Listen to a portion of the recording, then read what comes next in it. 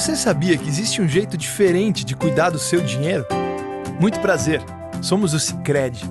Somos a primeira instituição financeira cooperativa do Brasil, com mais de 118 anos de crescimento. E toda essa força é resultado da soma de cada um de nós. Para uns, somos uma solução mais simples, humana e próxima para a sua vida financeira. Para outros, somos um parceiro que ajuda a sua empresa, ou ainda que impulsiona o seu agronegócio. Para fazer você crescer, oferecemos um relacionamento próximo, taxas mais justas e uma relação de total transparência.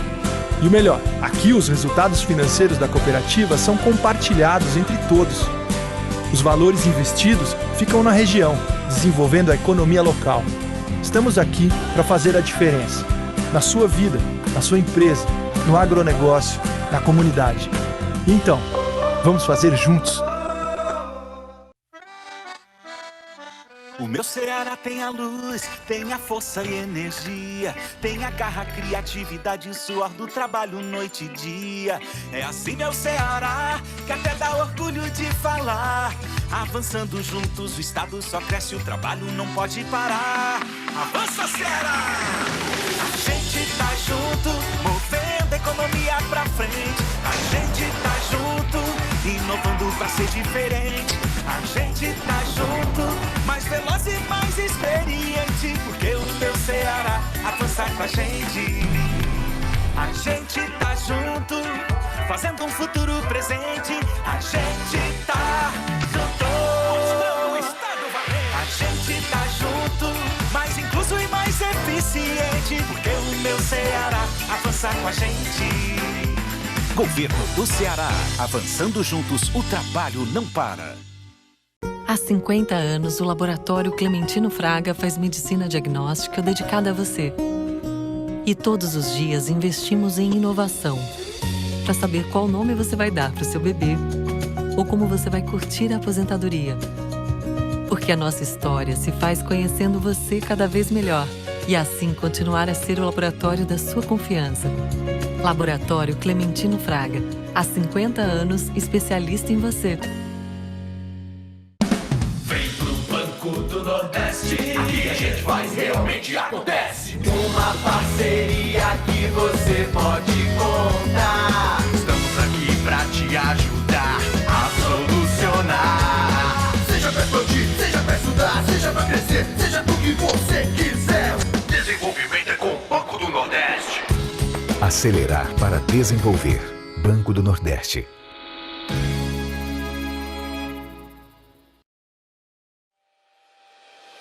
A necessidade de ressignificar momentos se tornou ainda mais necessária agora. Dar novo significado à vida é fazer boas escolhas, principalmente com relação à sua saúde. Saiba mais sobre as vantagens do Plano Equilibre da Unimed Ceará no nosso site unimedceara.com.br ou através do 0800 275 7777.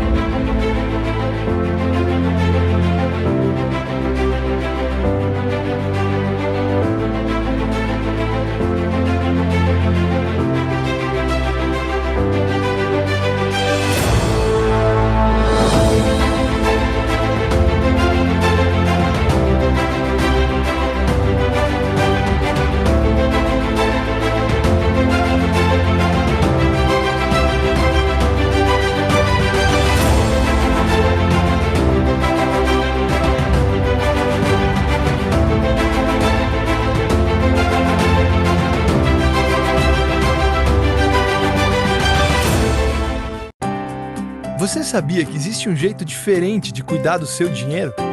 Muito prazer, somos o Sicredi. Somos a primeira instituição financeira cooperativa do Brasil, com mais de 118 anos de crescimento. E toda essa força é resultado da soma de cada um de nós. Para uns, somos uma solução mais simples, humana e próxima para a sua vida financeira. Para outros, somos um parceiro que ajuda a sua empresa, ou ainda que impulsiona o seu agronegócio. Para fazer você crescer, oferecemos um relacionamento próximo, taxas mais justas e uma relação de total transparência. E o melhor, aqui os resultados financeiros da cooperativa são compartilhados entre todos. Os valores investidos ficam na região, desenvolvendo a economia local. Estamos aqui para fazer a diferença, na sua vida, na sua empresa, no agronegócio, na comunidade. Então, vamos fazer juntos. O meu Ceará tem a luz, tem a força e energia, tem a garra, criatividade e suor do trabalho noite e dia. É assim meu Ceará, que até dá orgulho de falar. Avançando juntos, o estado só cresce, o trabalho não pode parar. Avança, Ceará! A gente tá junto, movendo a economia pra frente. A gente tá junto, inovando pra ser diferente. A gente tá junto, mais veloz e mais experiente, porque o meu Ceará avança com a gente.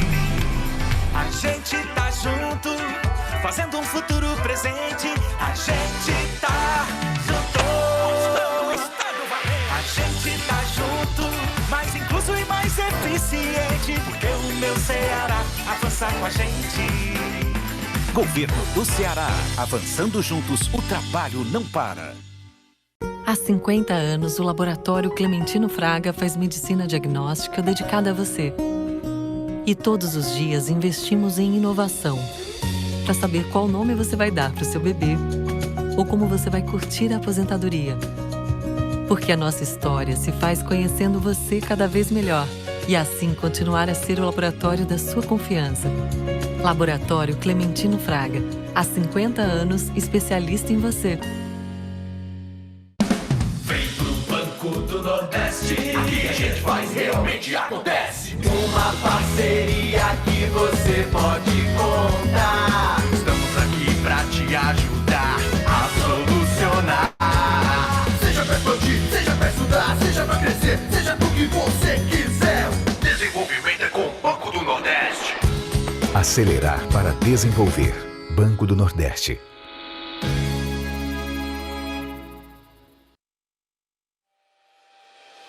A necessidade de ressignificar momentos se tornou ainda mais necessária agora. Dar novo significado à vida é fazer boas escolhas, principalmente com relação à sua saúde. Saiba mais sobre as vantagens do Plano Equilibre da Unimed Ceará no nosso site unimedceara.com.br ou através do 0800 275 7777. Bem, senhoras e senhores, estamos de volta, 19 horas pontualmente. E em nome da comissão organizadora deste congresso, os agradecimentos a todos os espectadores, a todas as espectadoras que nos acompanham pelo canal do Jornal do Médico no YouTube. Na sequência de nossa programação, assistiremos em instantes à apresentação do painel Atualizações em Cirurgia, sob a coordenação do professor Rommel Regadas. Boa noite, doutor Rommel. Nosso convidado é professor adjunto doutor da Faculdade de Medicina da Universidade Federal do Ceará e do Centro de Ciências da Saúde da Universidade Estadual do Ceará, UES. É titular da Sociedade Brasileira de Urologia e presidente da Sociedade Brasileira de Urologia, Secção Ceará. Boa noite, doutor Rommel. Boa noite a todos. Vamos já dar início, então, aí sob sua coordenação a este primeiro importantíssimo painel. Isso, espero que todos possam aproveitar um pouquinho essa atualização em cirurgia. Com certeza, até porque, além do senhor, os convidados são, ou melhor, formam um time de primeira né, com grande representação em nosso estado e nacionalmente. Então, vamos agora receber e conhecer os nossos painelistas. Para falar sobre obesidade mórbida, prevenção e tratamento cirúrgico, ouviremos o Dr. Luiz Moura. Boa noite, Dr. Luiz. Nosso convidado tem mestrado e doutorado em ciências médico-cirúrgicas pela Universidade Federal do Ceará. É cirurgião do aparelho digestivo, com área de atuação em cirurgia bariátrica. É ainda professor da graduação da MED-US e da pós-graduação estrito sensu na Unicristos, além de coordenador do Núcleo do Obeso do Ceará. O tema aspectos atuais da prevenção do câncer de próstata vai ficar a cargo do nosso coordenador, Dr. Romeu Regadas, que, conforme já foi anunciado, é professor adjunto doutor da Faculdade de Medicina da nossa Universidade Federal do Ceará e do Centro de Ciências da Saúde da UES, a Universidade Estadual do Ceará, titular da Sociedade Brasileira de Urologia e presidente da Sociedade Brasileira de Urologia, Secção Ceará. Para nos apresentar o título Os Desafios Atuais dos Transplantes de Órgãos no Ceará, nosso convidado é o Dr. Huygens Garcia, professor titular de cirurgia digestiva da Faculdade de Medicina da Universidade Federal do Ceará, chefe do Serviço de Cirurgia Digestiva e Transplante de Fígado do Hospital Universitário Walter Cantídio e presidente da Associação Brasileira de Transplantes de Órgãos, ABTO. Para falar sobre videolaparoscopia e robótica, estado da arte, nosso convidado é o Dr. Rômulo Silveira.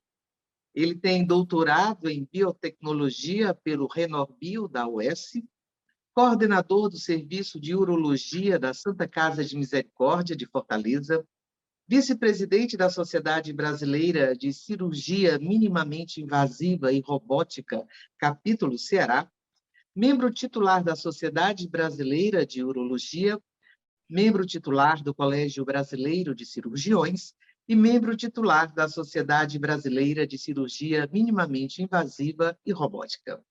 Para saudar os ilustres palestrantes e a todos que nos assistem pelo canal do Jornal do Médico no YouTube, com a palavra o senhor coordenador dos trabalhos, professor Romeu Regadas. Boa noite. Boa noite a todos.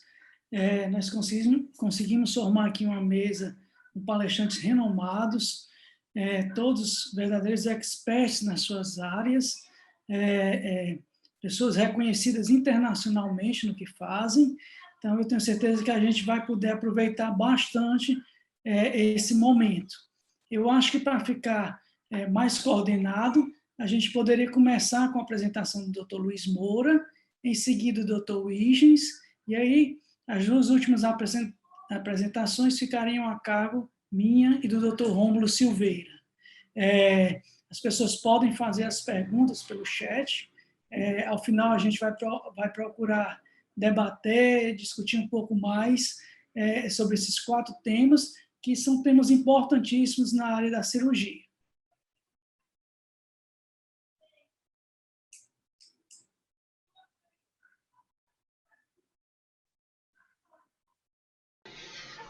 Obrigado à comissão organizadora pelo convite de participar dessa nobre mesa e falar sobre o tratamento clínico cirúrgico da obesidade. Existem vários conceitos, esse é o clássico.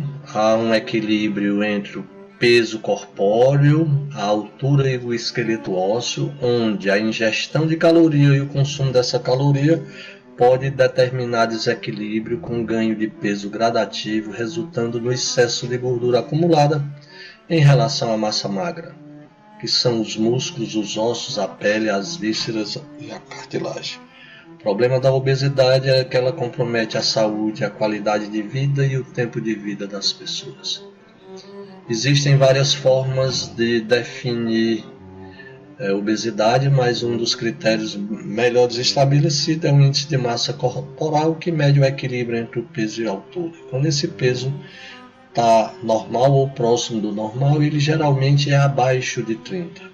Acima de 30 já tem uma obesidade moderada, o tipo 1, 35 e 40 ela é severa, o tipo 2, e acima de 40 ela é obesidade mórbida. Tem valor preditivo, reprodutível, diagnóstico e prognóstico. Obesidade é uma pandemia mundial, o Brasil está numa condição preocupante. 3% da população brasileira é obesa mórbida, de 200 milhões, isso representa 6 milhões de habitantes. No Ceará e no Nordeste é em torno dos 2%, então nós temos 8 milhões de habitantes no Ceará, são 160 mil obesos mórbidos. Outro método diagnóstico também é o índice cintura-quadril, que define a posição da gordura, se ela é periférica, se é central ou visceral, se ela é metabólica ou não. Quanto mais profunda a gordura, mais metabólica ela é, mais ligada a alterações do colesterol, do triglicerídeo e da síndrome metabólica em si. O problema da obesidade é que são várias as etiologias e isso interfere também no tratamento. Ela tem origem hereditária, metabólica, endócrina, psicossocial, racial, há uma predominância sobre o gênero feminino e as condições modernas, sedentarismo, mastigação, acesso fácil, econômico, cultural e até religioso interferem ou contribuem para a origem da obesidade. O problema da obesidade não é ela por si só, mas as doenças associadas. Existem mais de 60 doenças associadas à obesidade e as que preocupam são as da síndrome metabólica. Então você tem alterações do sono, tem insuficiência respiratória, você tem gordura no fígado, como a esteatose hepática, litíase biliar, há uma prevalência de 20% a mais do que a população geral, diabetes, infertilidade, ovário policístico, as dermatites das dobras, dislipidemias, as doenças cardiovasculares, a hipertensão, a esofagite, a hérnia hiatal, há uma prevalência de 40% a mais do câncer, tanto da próstata, do colo, do homem, como da mama e do útero na mulher, a sobrecarga das articulações da coluna, da bacia, do joelho, do calcanhar. Existem também as comorbidades psicológicas. Tudo que a pessoa de peso normal tem, elas se exacerbam na obesidade diante de um perfil chamado síndrome do compulsivo noturno e a busca do alimento como uma forma de amparo para ajudar na ansiedade, no isolamento, na depressão, na melancolia. Existem várias formas de tratar a obesidade clinicamente, mas todas elas exigem mudança de estilo de vida. A reeducação alimentar e mastigatória, os exercícios físicos como uma prática diária, o controle psicológico da síndrome do comer compulsivo, a terapia medicamentosa, antidepressiva, desabsortiva, calorígena, sacietogênica. O grande problema é que existem mais de 80 neurotransmissores que fazem a conexão cerebral com o aparelho digestivo. E chega a um momento que todas essas doenças você não consegue resolver de uma forma individual e sim de coletiva, e pode ser necessário um tratamento cirúrgico. Mas para isso tem também que mudar o estilo de vida. Então, quais são as opções terapêuticas? Tratar clinicamente com reeducação comportamental, eliminar peso e manter de forma sustentada esse quadro clínico, ou permanece obeso e vai ter tua qualidade de vida comprometida pelas doenças associadas, ou se submete ao tratamento cirúrgico, que é a operação redutora do estômago. Os critérios bem estabelecidos sobre o protocolo do tratamento cirúrgico são pacientes obesos mórbidos ou índice de massa acima de 40, que têm obesidade severa entre 35 e 40, com doenças que comprometem a qualidade de vida, que geralmente são as cardiovasculares, o diabetes, as osteoartropatias e as doenças respiratórias. Geralmente os pacientes têm um sobrepeso superior a 45 quilos, todos já tiveram mais de 2 anos de tentativa de tratamento, precisam conhecer os benefícios da cirurgia e mudar o seu estilo de vida. Existem as contraindicações absolutas e relativas, de tal modo que muitas delas podem ser melhoradas, tratadas e oferecer a todos os pacientes a possibilidade de ter o direito do tratamento cirúrgico. Normalmente, a cirurgia se destina a pacientes com idade superior a 16 e menor do que 65 anos, mas em caráter de excepcionalidade fazemos e podemos fazer em pacientes acima desses extremos. De todos os métodos que existem, o tratamento cirúrgico da obesidade é o mais eficiente e duradouro, que ajuda a eliminar mais peso, que ajuda a manter o peso estável, em média elimina entre 35% e 40% desse peso inicial, com isso melhora e controla as doenças associadas. Esses resultados dependem da idade, do sexo, do biotipo e da disciplina. Existem riscos cirúrgicos, sim, todo procedimento médico tem risco, nós sabemos quais são, onde estão, como querem, por que vêm, sabemos combatê-los, minimizá-los, monitorá-los. Não podemos, entretanto, evitá-los, mas permanecer obeso é um risco muito maior do que o tratamento cirúrgico. Existem fatores preditivos de sucesso, com centros médicos de excelência, as vias de acesso, tempo de acompanhamento, a equipe interdisciplinar, serviços que são centro de ensino e pesquisa, fazem com que você se transforme em um centro médico de excelência. A avaliação, o preparo clínico, psicológico e nutricional para minimizar os riscos e ampliar a eficácia e a segurança passa por vários profissionais da equipe interdisciplinar, cardiologista, pneumologista, estudo do aparelho digestivo, endoscopia, ultrassom, parecer endocrinológico, psicológico, nutricionista, odontólogo, fonoaudiólogo e no pré-operatório imediato, anestesiologistas, fisioterapeutas, enfermeiros.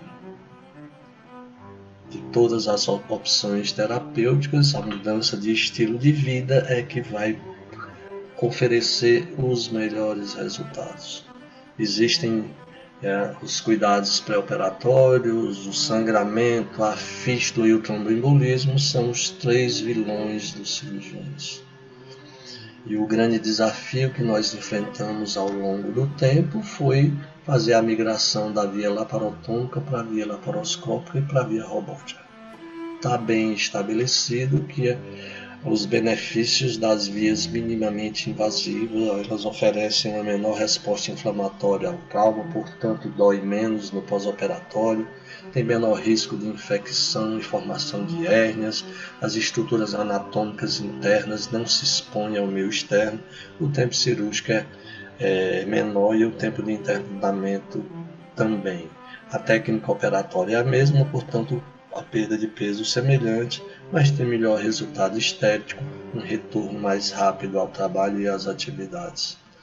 Existem várias técnicas operatórias, mas as realizadas no Brasil, no mundo e pelo nosso serviço do Núcleo do Obeso do Ceará, o bypass gástrico, a gastroplastia de capela e a gastrectomia vertical ou sleeve gastrectomia. Tem um grupo que deve fazer essa técnica, tem um grupo que deve fazer essa, e são vários critérios, inclusive a avaliação laboratorial, quadro metabólico, diabetes, peso, esofagite de refluxo, são fatores que compõem esses critérios de indicação.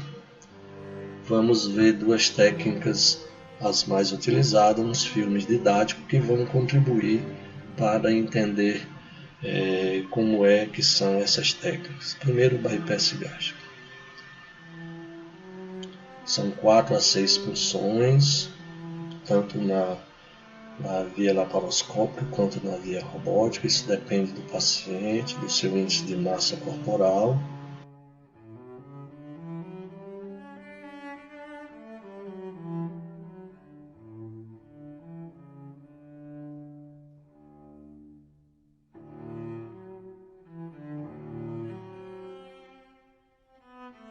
Do intestino, a separação do estômago com a pequena bolsa, e faz o bypass, que é esse desvio colocando a maior parte do estômago excluso, e as secreções elas partem de locais diferentes e se comunicam lá na frente. Eu costumo dizer que não é rápido assim. Entre o estômago e o intestino, nós fazemos uma anastomose estreitada que funciona como se fosse uma ampulheta. Os alimentos se encontram lá ao final. Vamos ver agora a gastrectomia vertical.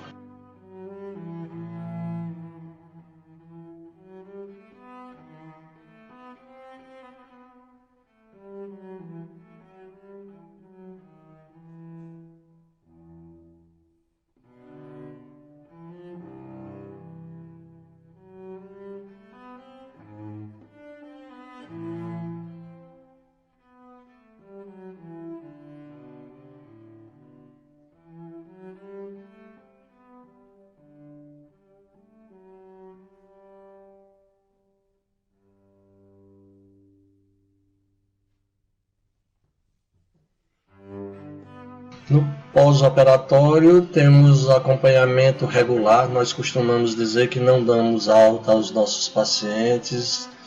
Passam 2 dias internados, são vistos com 7 dias, 15 dias, 1 mês, 2 meses. No 3º mês é feita uma reunião com todos os profissionais da equipe interdisciplinar que vai delinear a evolução e o acompanhamento do paciente.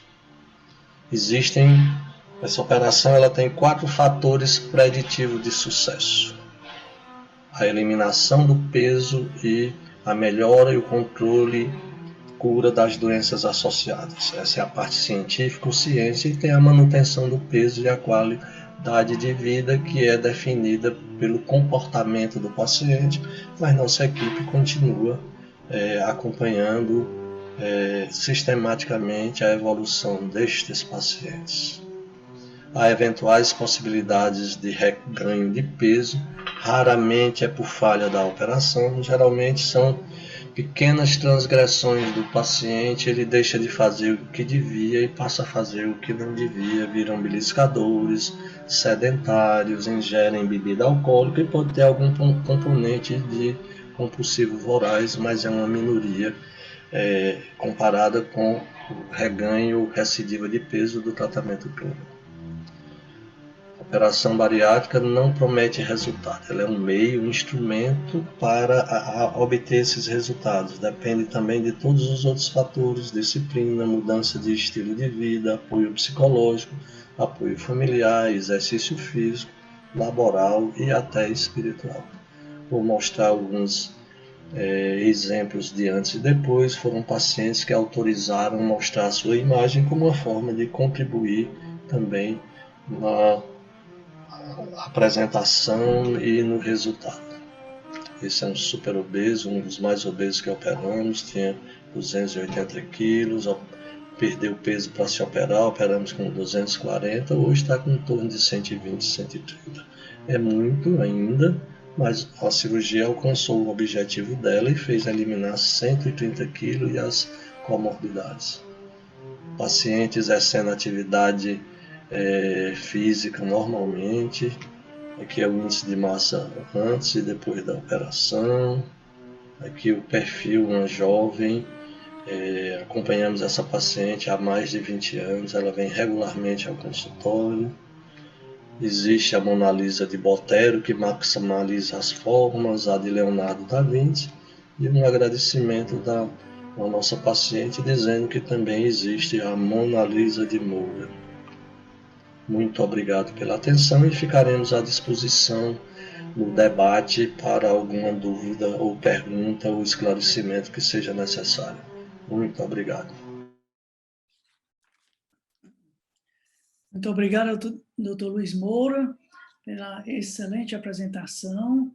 A gente vai deixar as perguntas e o debate para o final. Então, eu queria convidar agora o professor Huygens para fazer a apresentação dele, e aí, ao final das apresentações, a gente faz as discussões.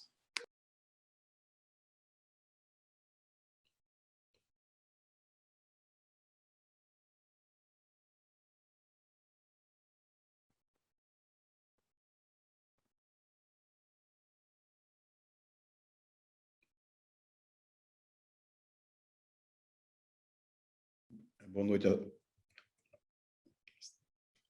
noite a todos. Vocês estão me ouvindo? Sim, doutor Huygens, está ótimo, perfeito. Ok. A minha tela já está compartilhada? Sim. Então, vou colocar na forma completa. Ok, então, boa noite a todos. Agradecer o convite da comissão organizadora, especialmente ao coordenador desse módulo, o professor Romeu Regadas, e o tema que me foi proposto é falar sobre os desafios atuais dos transplantes de órgãos no nosso estado, principalmente, que é uma situação muito complexa, principalmente depois da pandemia pela Covid-19.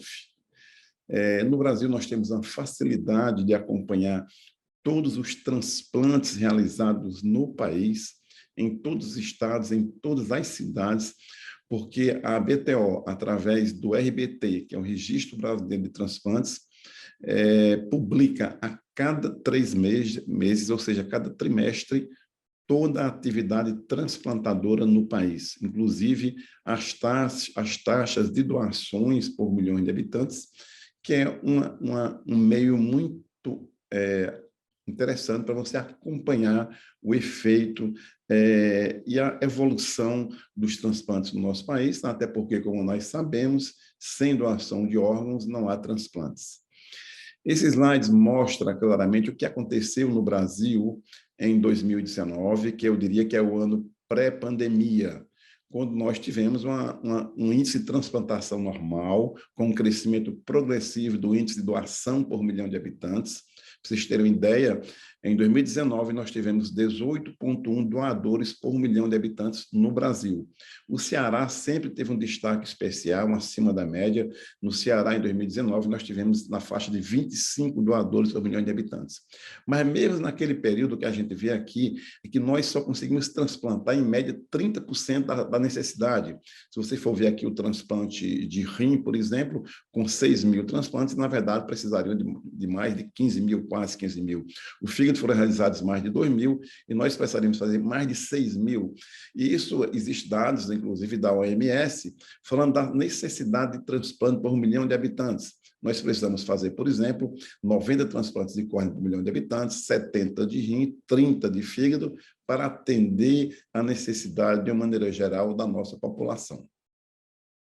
Então, o que vocês estão vendo aqui, que é em relação à córnea, atingimos 79%. Eu acho que córnea é o transplante que está mais perto de zerar a fila. Isso só não aconteceu no último ano devido à pandemia pela Covid-19. No entanto, o rim somente 43%, o fígado 36%, e os outros órgãos também têm uma taxa menor ainda.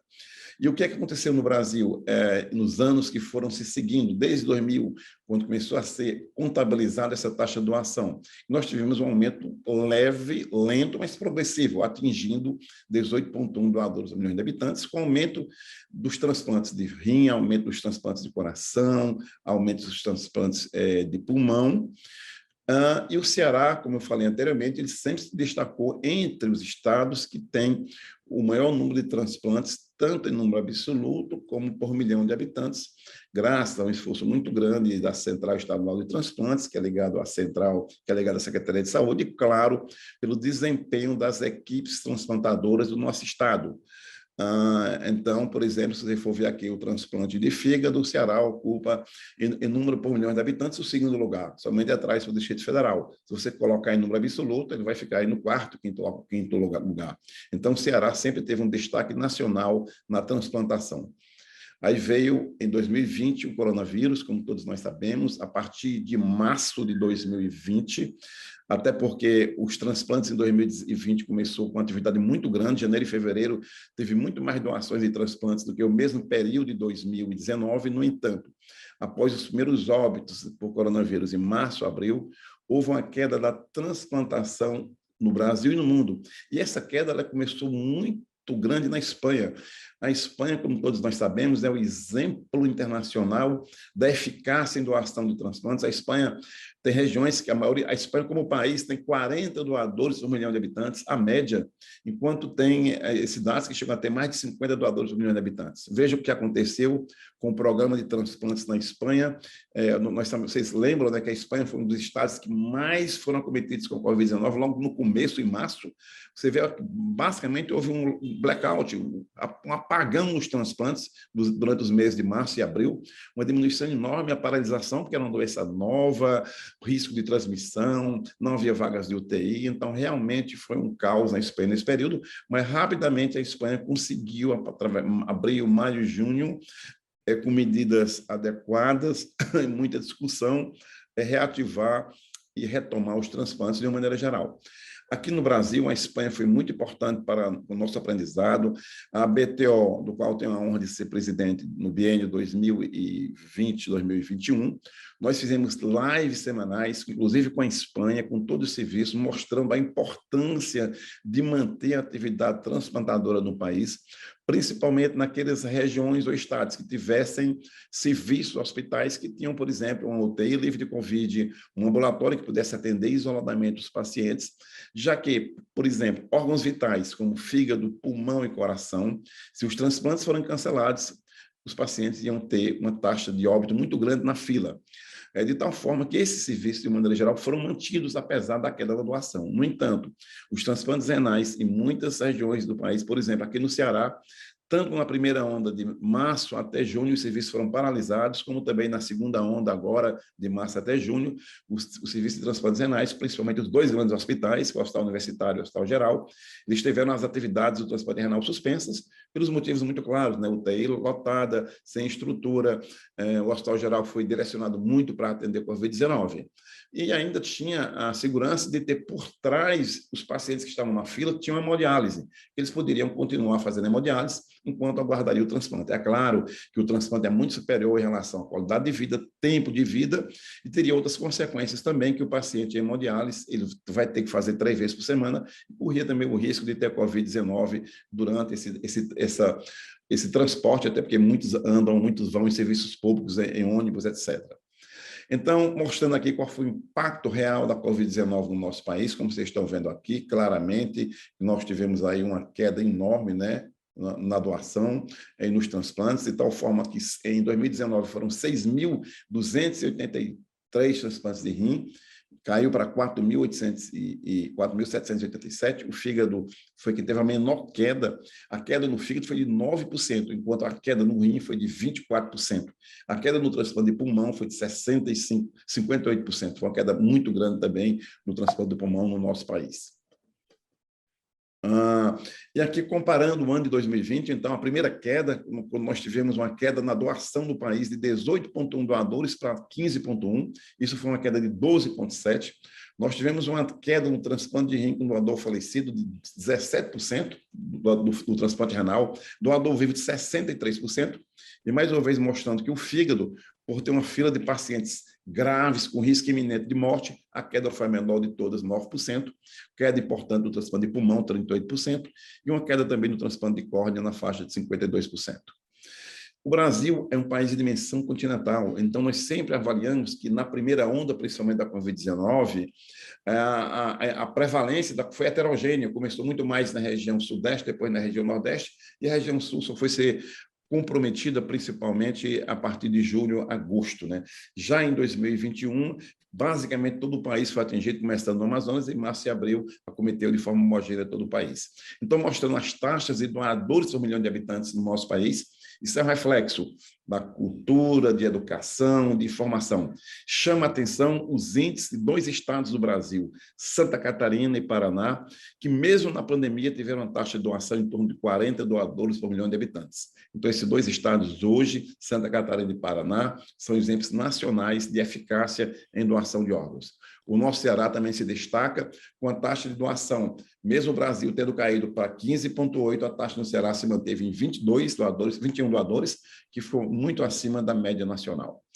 E, mais uma vez, comparando aqui os transplantes por órgão, e principalmente por região, mostrando a queda que aconteceu nos transplantes, principalmente o transplante renal, e chama a atenção que na região sudeste, principalmente São Paulo, mesmo durante a pandemia, o transplante de fígado teve um aumento de 2%. Principalmente na região centro-oeste, ele não tem muito significado, porque a quantidade de transplantes é muito pequena, mas em São Paulo isso foi bem interessante.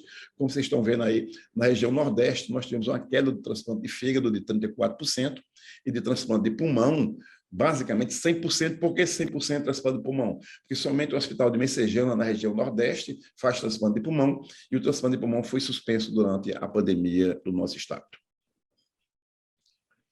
Então, isso aqui é o que aconteceu aqui no nosso país.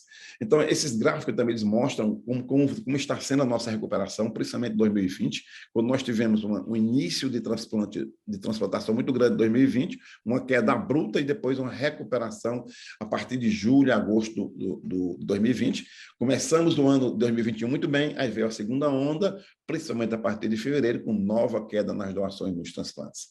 Então, tivemos várias reuniões internacionais, inclusive com a Espanha, tentando encontrar uma maneira de manter a transplantação e a segurança do paciente. Então, logo de saída, tanto a BTO como o Sistema Nacional de Transplantes do Ministério da Saúde divulgou portarias recomendando que os órgãos só poderiam ser captados após o teste de RT-PCR negativo para o doador. Então, o teste hoje, o SWAB, ficou um exame acoplado, como é feito sorologia para a doença de Chagas, para HIV, também é feito o SWAB no doador. Isso ocasionou uma segurança maior, tanto da equipe de cirurgiões e anestesistas que iam fazer o processo de captação, como também no receptor que iam receber o órgão. Isso foi um avanço muito grande. E hoje, continua em atividade essa função obrigatória. Inclusive, hoje também nós fazemos do receptor na maioria das vezes. Outro aspecto que também foi muito documentado durante a pandemia, enquanto a letalidade da população normal para a Covid-19 era baixa, em torno de 2,5%, o paciente transplantado, que é um paciente imunossuprimido, quando ele adquire Covid-19, ele tem uma alta taxa de mortalidade em torno de 20% a 25%.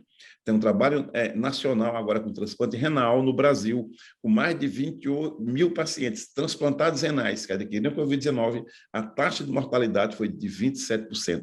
Então, a taxa de mortalidade muito alta, assustando mais ainda o paciente candidato a transplantes durante a pandemia pela Covid-19. Outro aspecto importante que nós precisamos sempre falar, que não há relato de transmissão de Covid-19 pelo órgão implantado, ou seja, pelo órgão doado, ou seja, um doador que tem um RT-PCR positivo, ou negativo, desculpa, não ainda tem nenhum relato de transmissão através do transplantes. Outro aspecto que você chamará a atenção, como o Ceará foi acometido em 2020, que durante o ano de 2020 nós tivemos 41 potenciais doadores, ou seja, paciente que teve morte cerebral por um trauma craniano, por um AVC hemorrágico, que a família queria doar, quando fez o teste, RT-PCR foi positivo. Provavelmente adquiriu a doença no hospital, muitas vezes por acompanhantes, até mesmo por profissionais da saúde. Então, isso foi um fator importante. Isso aqui é o nosso serviço em 2020, quando nós caímos de 163 transplantes em 2019 para 112 em 2020. Veja bem, mesmo uma queda importante, mas mantivemos a atividade transplantadora. Mas veja o que aconteceu no nosso serviço e no Estado durante os meses críticos da pandemia, que foi março a julho, uma queda muito grande na doação e nos transplantes. A partir de agosto, uma recuperação que continua até agora. Aqui mostrando os transplantes no estado, já que o tema da minha apresentação é desafios e os transplantes no Ceará. Houve uma queda importante de todos os órgãos e chama atenção realmente em relação aos transplantes, a queda que aconteceu no transplante de pulmão, apesar do número ser muito reduzido ainda do nosso estado. Hoje, no nosso hospital, nós temos hospitais com expertise em transplantes de órgãos. Nós temos o Hospital Universitário Walter Cantillo, que faz transplante de rim, fígado, pâncreas e medula. Nós temos o Hospital de Fortaleza, o Hospital Geral, que faz transplante de rim, fígado, pâncreas. O Hospital de Messejana, que faz transplante de coração e pulmão. Temos o Hospital São Carlos, que é um hospital privado que faz transplante de fígado e rim. E temos o Hospital São Camilo, que é privado filantrópico, que faz também transplante de fígado, rim e medula. São esses hospitais que mantiveram a atividade dos transplantes. É sempre interessante falar que, lá, lógico, sempre o SUS é 98%, um aspecto importante, 98% dos transplantes no nosso país são financiados pelo SUS. Mas os transplantes pelo SUS são também realizados em hospitais privados. Então, durante o período que o Hospital Universitário e o Hospital Geral de Fortaleza não puderam realizar transplantes, muitos deles foram direcionados para o Hospital São Carlos, para o Hospital São Camilo, mostrando a importância dessa parceria público-privado. E os pacientes, o importante, na verdade, é que o paciente seja transplantado e possa sobreviver e possa ter uma vida normal. Então, isso foi muito importante nessa pandemia, mostrando também a importância dos hospitais privados ou filantrópicos no cenário de transplantes no nosso estado e no Brasil. Então, o que aconteceu novamente, aí lá vem a segunda onda de 2021, novamente uma queda, mas essa queda foi basicamente, o Ceará se deu muito bem, não houve queda no primeiro, apesar no Brasil houve uma queda, comparando o primeiro semestre de 2020 com 2021, o Ceará não aconteceu, somente o transplante de coração, foi uma queda muito grande, 7 no primeiro trimestre, um só no primeiro trimestre de 2021, semestre. Pulmão, o transplante de pulmão basicamente está parado no nosso estado, isso precisa ser retomado, porque é o único serviço do região norte-nordeste, ela tem uma abrangência muito grande para atender pacientes de todos os estados da região norte-nordeste e por motivos alheios à própria vontade das equipes, eles estão suspensos temporariamente do nosso estado. E, mais uma vez, o que chama a atenção é a retomada do transplante de córnea, porque houve uma paralisação em 2020. O próprio Ministério da Saúde recomendou a paralisação das córneas com receio de transmissão da Covid-19. Eu não poderia deixar de falar da nossa satisfação que nós tivemos agora do nosso serviço, que nós começamos em 2002, 18 de maio de 2002, quando nós fizemos o primeiro transplante. Nós completamos agora, no dia 25 de agosto, a marca de 2.000 transplantes de fígado realizados pela nossa equipe. É um momento de gratidão e de celebração, mostrando que 1.341 transplantes nós realizamos no Hospital Universitário Walter Cantillo, 641 transplantes no Hospital São Carlos e 18 transplantes, principalmente no Hospital Camilo, principalmente em crianças, haja visto que não há UTI pediátrica em hospitais públicos credenciados que fazem transplantes. Então, o Hospital São Camilo preencheu temporariamente essa lacuna. Infelizmente, há pouco tempo, o Hospital São Camilo também fechou o serviço de pediatria e, consequentemente, a UTI. Então, qual o grande desafio da transplantação no Ceará e no Brasil? A taxa de recusa familiar. No Brasil, no primeiro semestre de 2021, foi de 40%, no Ceará foi de 43%, ela é muito alta.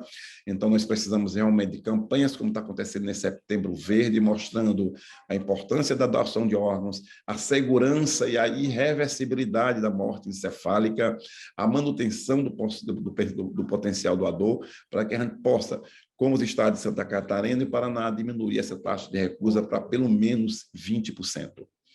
Então, outro grande desafio nós precisamos no nosso estado, como eu falei há pouco para vocês, no momento nós não temos no Ceará nenhuma UTI pediátrica credenciada pelo Sistema Nacional de Transplantes para fazer transplante, por exemplo, de fígado e de rim em crianças, principalmente em crianças de baixo peso.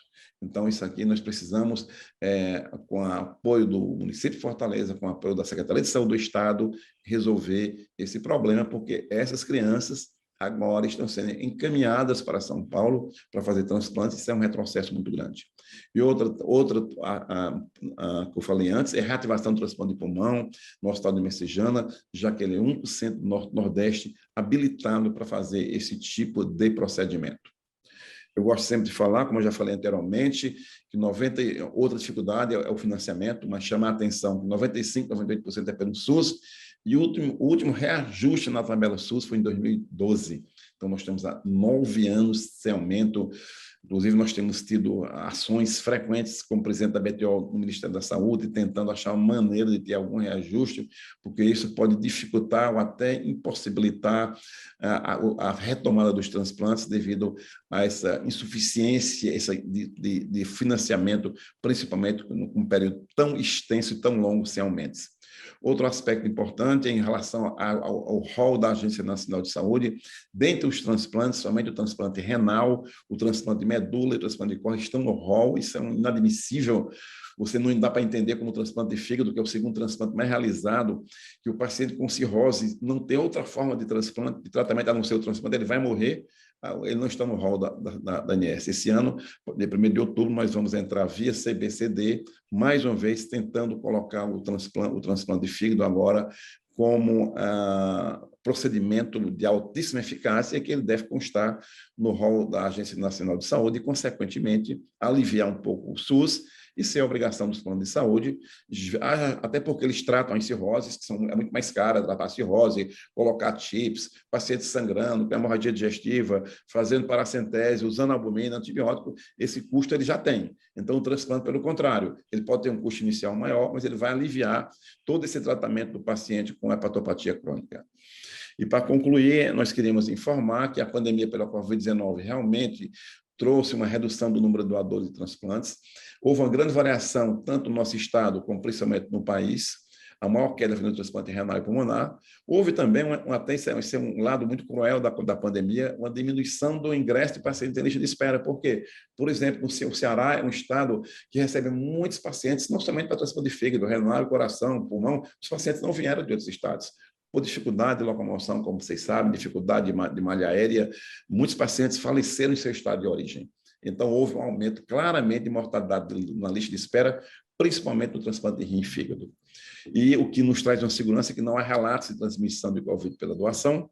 Temos que ter muito cuidado com a população transplantada, por isso que ela foi contemplada agora corretamente com a 3ª dose, haja visto que a mortalidade no paciente transplantado que adquire Covid-19, ela é proibitiva em torno de 25% a 27%, e uma mudança que vai ficar para todo serviço e a teleconsulta, claro, principalmente nos acompanhamentos, que foi muito, muito útil no serviço de transplantes nesse período crítico da pandemia.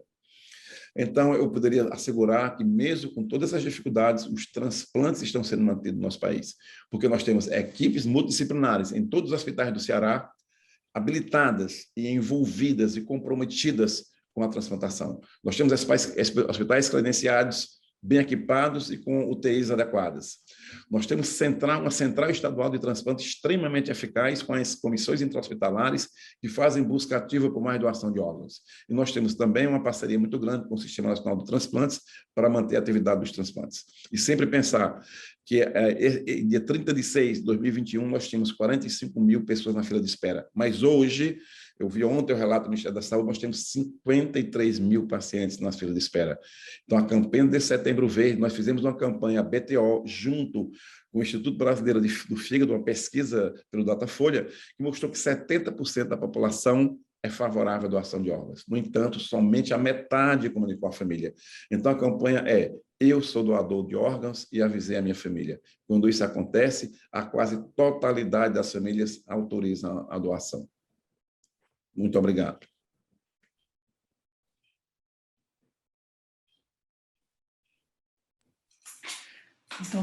Muito obrigado ao Dr. Wiggins pela brilhante palestra.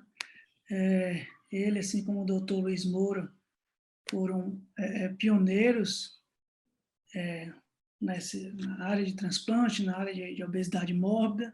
A gente vai ter uma oportunidade de, daqui a uns minutos, discutir um pouco mais, responder as perguntas, né, das pessoas que fizeram os questionamentos. Vamos mudar um pouquinho o tema agora, vou falar um pouquinho do câncer de próstata, em seguida, o Dr. Rômulo Silveira vai fazer a apresentação dele, e, por fim, a gente vai ficar aqui disponível para os esclarecimentos. Eu acho que vocês estão vendo a apresentação já, né?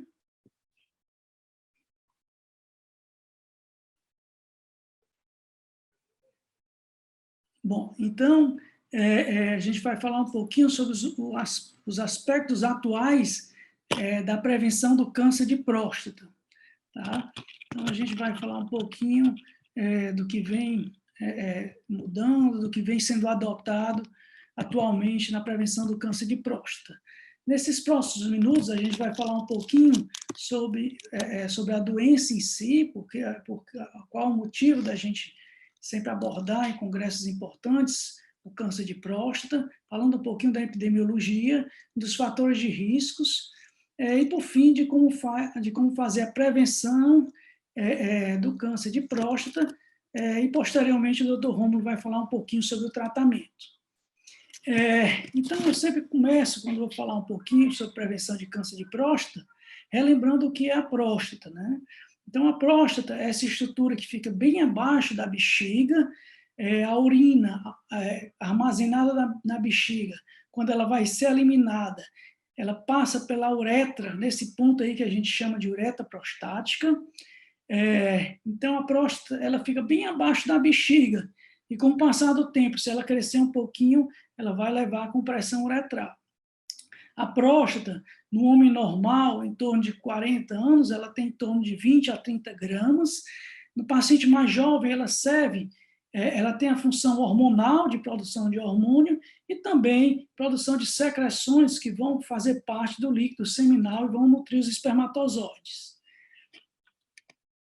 Bom, o câncer de próstata, ele excetuando-se as doenças de pele, os cânceres de pele, ele é o tipo mais comum de câncer no homem. É uma estimativa do INCA de 2020 de 65 mil, quase 66 mil casos de câncer de próstata por ano, tá? É o tipo mais comum. E é uma expectativa de que 1 em cada 6 homens vai ter câncer de próstata. É o segundo tipo de câncer que mais mata, perdendo para o câncer de pulmão. Tá? É uma expectativa de que 30% dos tumores malignos no homem vão ser câncer de próstata. No entanto, a gente sabe que boa parte desses cânceres eles vão ser indolentes. Alguns vão ser agressivos e vão necessitar de tratamento, e outros vão ser indolentes, a ponto de, nos dias atuais, a gente só observar a sua evolução. Então, em relação aos fatores de riscos, a gente sabe que os 2 principais fatores de riscos associados são a idade e a história familiar, né? Então, há aquela expectativa de que se o homem vivesse 120 anos, né, se você tivesse 100 homens que vivessem 120 anos, todos iriam ter câncer de próstata. Então, de certa forma, ela faz um pouco parte do envelhecimento do homem. No entanto, ela pode aparecer mais cedo, e nesses pacientes a doença pode vir mais agressiva, né? Então, a história familiar é extremamente importante. Tanto quanto mais próximo for o parente, pior um irmão do que se for um pai, é pior o pai do que se for um tio. Pior quanto mais membros na família você tem acometido de câncer de próstata, e também é um dado importante se aquele paciente, se ele teve um câncer de próstata que levou a óbito, né? Se você tem um parente que acabou falecendo do câncer de próstata. Então, esses 2 fatores de risco são os mais importantes: história familiar e idade, e hoje em dia faz alguns exames, alguns testes genéticos estão começando a ser indicados nesses casos em que a história familiar parece estar mais marcada, né? Algumas doenças também têm sido associadas, nos dias atuais, ao aumento do câncer de próstata, com uma associação não tão forte quanto os outros 2 que eu citei, mas também com associação positiva, como é o caso da síndrome metabólica, que o Dr. Luiz Moura falou muito durante a sua apresentação, e acha-se que dietas ricas em gorduras, frituras, excesso de proteínas, o excesso de álcool, né? Existem estudos que trazem algum fator de risco para o câncer de próstata. Da mesma forma, com a dieta rica em coisas mais saudáveis também, e também alguns estudos mostrando a associação de estatinas com a prevenção do câncer de próstata. Mas, na realidade, o que a gente sempre costuma dizer para os pacientes é que o diagnóstico do câncer de próstata, ele é um diagnóstico, a prevenção, na realidade, ela é uma prevenção secundária, ela é um diagnóstico precoce. Ela é diferente de alguns tipos de câncer, como, por exemplo, câncer de boca, como câncer de colo retal, que ele tem aquela progressão, por exemplo, o câncer coloretal do adenoma para o carcinoma, que se você conseguir retirar o adenoma, você vai evitar a progressão para um câncer de próstata. Desculpa, para um câncer coloretal. No câncer de próstata, isso não acontece. E tem mais um detalhe, o câncer de próstata, ele nas suas fases iniciais, ele é assintomático. A gente falou bem no início que a próstata ficava bem ali, logo na saída, no local onde a urina vai sair da bexiga. Então, o que leva à sintomatologia no homem é a compressão uretral pelo crescimento da próstata. Então, a doença benigna da próstata, o crescimento benigno da próstata, à medida que a próstata começa a crescer, ela começa a comprimir essa zona periuretral da próstata, e aí vai empatar a urina de sair. Então, isso aqui vai levar a algumas sintomatologias, como alteração do jato urinário. O paciente começa a notar que o jato está mais fraco, ele tem que fazer mais força para urinar, às vezes tem a sensação de que não esvaziou adequadamente, acorda mais vezes à noite para urinar. Então, todos esses são sintomas da doença benigna. A doença maligna, ela costuma dar na periferia da glândula, mais aqui na parte periférica. Então, até que o tumor cresça para comprimir a uretra, ele pode soltar uma pequena célula ali e levar a uma metástase, né? Então, a gente costuma dizer que o ideal é você fazer o diagnóstico numa fase precoce, enquanto a doença está limitada à próstata, que a sobrevida vai passar de 90% a 95%.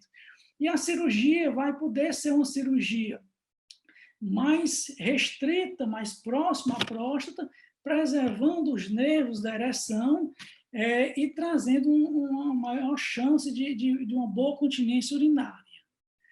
Bom, então, assim, é indicado que procure o médico, o homem que se indicado fazer a prevenção, aqueles que têm uma sobrevida maior do que 10 anos, né? E se indica fazer naqueles pacientes maiores do que 50 anos, ou que tem história familiar positiva, ou que é negro, né? Então, esses são os fatores de risco principais, maiores do que 50 anos ou maiores do que 45 anos naqueles que têm fatores de risco, né? E naqueles pacientes que têm história familiar, né? Vários parentes na mesma, vários parentes com câncer de próstata na família, ou que tem parentes com câncer de próstata metastático, que o câncer de próstata veio antes dos 60 anos, que tem múltiplos histórias de câncer na família, recomenda-se também fazer o teste genético BRCA2. São sinais bons aquele paciente que antes de 40 anos tem um PSA menor do que 1, que antes dos 60, por volta dos 60, tem um PSA menor do que 2, e por volta dos 75 anos o PSA não passou de 3,5. Então, são pacientes que têm baixo risco de desenvolver uma neoplasia maligna, né? O ideal é fazer o PSA mais o toque retal, a gente vai ver mais à frente, mas tem que fazer todo ano. Até quando fazer, quando interromper o diagnóstico, né, precoce, tudo isso são coisas que, na realidade, elas têm que ser discutidas com o médico que está acompanhando aquele paciente que faz regularmente o exame. Eventualmente, você não vai precisar fazer o toque retal em todas as consultas. Eventualmente, se ele é muito novo e o PSA está muito baixo, você pode estender um pouco mais o tempo da nova consulta. Então, a melhor forma de fazer o diagnóstico é através do toque retal e do PSA, tá certo? O toque retal, você vai tocar através do reto, exatamente a zona mais provável de ter o tumor, Tá? Então, você vai comprimir a parede anterior do reto e palpar a zona periférica da próstata, onde estão 80% a 85% dos tumores prostáticos.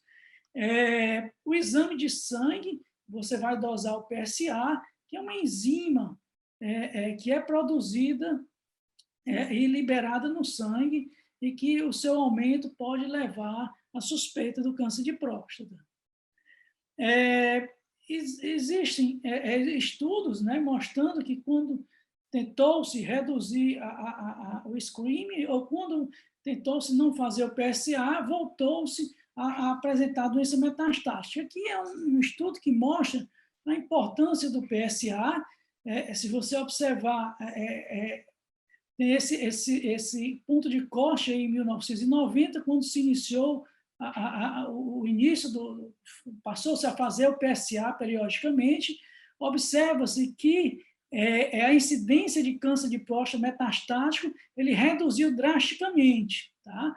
Então, se você observar aí o diagnóstico do câncer de mama, ele vem se mantendo geralmente constante, aumentando um pouquinho, mesmo com os exames preventivos, mamografia, palpação, mas o toque retal, o PSA, foi um advento na urologia que reduziu drasticamente a incidência de doenças metastáticas, né? Então, o ideal é você fazer o PSA total todo ano, o toque retal, e, eventualmente, quando o médico perceber que está ocorrendo alguma alteração no PSA, alguma coisa, ele solicita alguns outros exames de refinamento, como o PSA livre, ele vai avaliar a velocidade em que o PSA está aumentando ano a ano, e ele vai fazer ali uma relação entre o valor do PSA e o tamanho da próstata. Os pacientes que têm uma próstata maior, eles podem ter um PSA um pouquinho maior, isso é normal. A hiperplasia prostática também leva ao aumento do PSA. O aumento do PSA não é patognomônico, ele leva a acender uma luz, mas ele não é patognomônico. Tá? Então, se você tem um aumento do PSA, você vai solicitar esses outros exames para fazer o que a gente chama de refinamento do PSA. Recentemente, a ressonância magnética, as modificações que teve na ressonância magnética, nos aparelhos novos, mais modernos, eles também vêm ajudando muito no diagnóstico precoce do câncer de próstata, principalmente nesse advento de diagnósticos de doenças muito cedo, muito iniciais, né? Então, a ressonância ela parece ser capaz de detectar também uma grande parte daqueles tumores que a gente chama de ZUP2, tumores que tendem a ser mais agressivos. E ela deixaria encoberto aquelas doenças aqueles câncer de próstata mais indolentes, né, que poderiam não comprometer a vida do paciente. O radiologista vai dar um laudo, PI-HARDS, que parece o BIHARD de mama, e que ele vai classificar de 1 a 8, e ali naquele laudo ele vai dizer se aquela lesão tem uma maior chance de ser benigna ou maligna. E ela é fundamental na biópsia, né? Então, hoje em dia, a gente tem programas de computador que fazem uma fusão entre o ultrassom, que é utilizado na hora da biópsia da próstata, e a ressonância, e aí o médico que vai fazer a biópsia, normalmente o urologista, o radiologista, ele vai biopsiar mais áreas daquelas lesões suspeitas, e não vai fazer uma biópsia randômica, biopsiando muito áreas que não têm suspeitas, né? Então, a biópsia da próstata é feita desta forma, o médico introduz um aparelho de ultrassom no reto, e aí ele vai tirar fragmentos da base, do terço médio, do ápice, dos dois lados. Com esses aparelhos de ressonância atualmente, permite fazer a fusão e você tirar mais fragmentos das áreas suspeitas, tá? E não fazer só aquela biópsia sextante que era feita antigamente. Mais recentemente, tem surgido, aqui no Ceará ainda não tem, em São Paulo já tem sido feito, nos países do primeiro mundo, a biópsia através do períneo, e os estudos mostram que ela pode trazer menos infecção, já que ela vai retirar fragmentos da próstata pelo períneo e não pelo reto, tá? Reduzindo, assim, as complicações infecciosas que é o que pode ocorrer na biópsia transretal. Então, cada vez mais a evolução do câncer de próstata, do diagnóstico do câncer de próstata, a gente tende a diagnosticar doenças na fase mais inicial e a tratar aquelas doenças que tem a cara de que vão progredir, né? Então, você vai usar armas grandes, como, por exemplo, esse revólver aí, da imagem, né, para você atirar em grandes leões, em grandes doenças, como essa aqui que acomete toda a próstata. E não usar armas grandes para você pegar pequenas lesões que são indolentes e que você poderia observar, né? Então, só para deixar de mensagem para casa, o câncer de próstata é o câncer mais comum no homem. O diagnóstico precoce é importante para a sobrevida, para reduzir as complicações da cirurgia, para você trazer melhores resultados nas cirurgias. A prevenção, a melhor forma é através do PSA e do toque retal, e a ressonância, ela vem cada vez mais ajudando nesta fase da doença, na fase do diagnóstico, né? Então, aí, deixar meu e-mail, Instagram, para se alguém quiser entrar em contato, ou alguma coisa depois, para fazer alguma pergunta mais individual. Nós vamos progredir na nossa mesa redonda. Vou convidar o Dr. Rômulo Silveira, a gente está bem no tempo. O Dr. Rômulo Silveira vai fazer a apresentação dele, e depois a gente vai ter ali 10 minutinhos para abrir para perguntas, para os próprios componentes da mesa, se quiserem fazer algum questionamento. E aí, na sequência, o Dr. Rômulo vai poder complementar um pouco mais sobre como está o estado da arte hoje do tratamento do câncer de próstata. Então, Rômulo, pode ficar à vontade.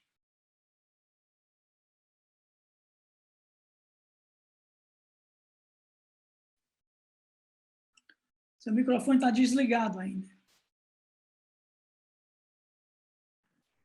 Boa noite a todos. Agradeço o professor Rômulo pelo convite. É uma honra para mim estar entre professores ilustres, né? Foram nossos professores. Então, essa é a palestra que eu fui convidado, a videolaparoscopia versus robótica, o estado da arte. Então, nos situando,